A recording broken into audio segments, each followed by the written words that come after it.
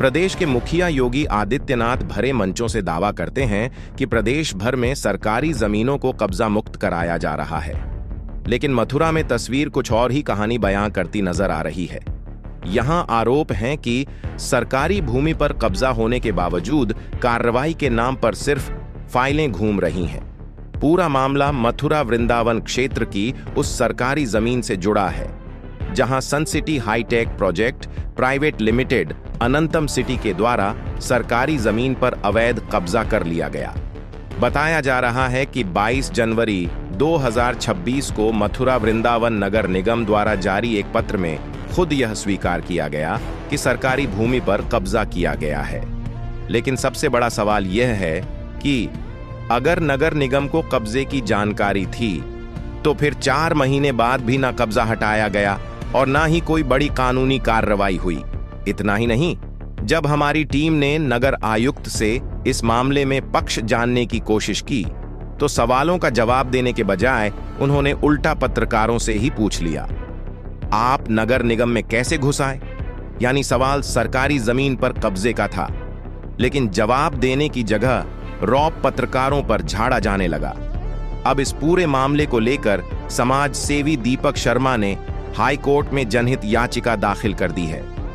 PIL में उत्तर प्रदेश सरकार के principal secretary, sun city high tech project private limited Anantam city के मैनेजिंग डायरेक्टर, नगर आयुक्त, मथुरा वृंदावन विकास प्राधिकरण के सेक्रेटरी और वरिष्ठ पुलिस अधीक्षक समेत कई लोगों को पार्टी बनाया गया है।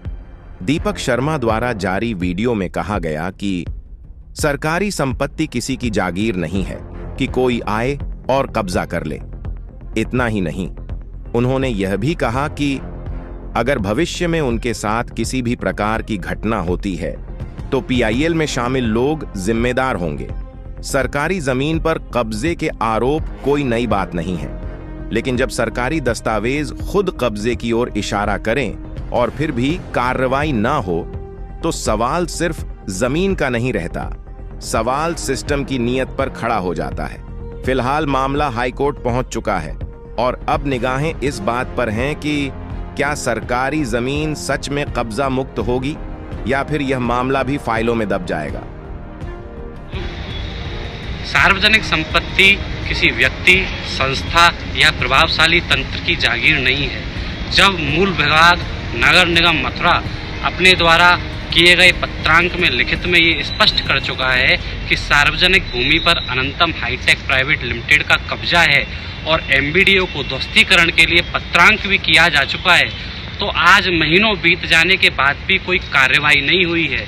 इसके बाद आज मैंने माननीय इलाहाबाद उच्च न्यायालय में PIL दाखिल की है और मैं ये सार्वजनिक तौर पर आधिकारिक रिकॉर्ड पे लाना चाहता हूँ कि आज के बाद यदि मेरी हत्या होती है या फिर झूठे मुकदमे, धमकी, उत्पीड़न या शोषण होता है तो इसका पूर्ण जिम्मेदार PIL में मेरे द्वारा बनाए गए प्रतिवादी रेस्पोंडेंट गण होंगे।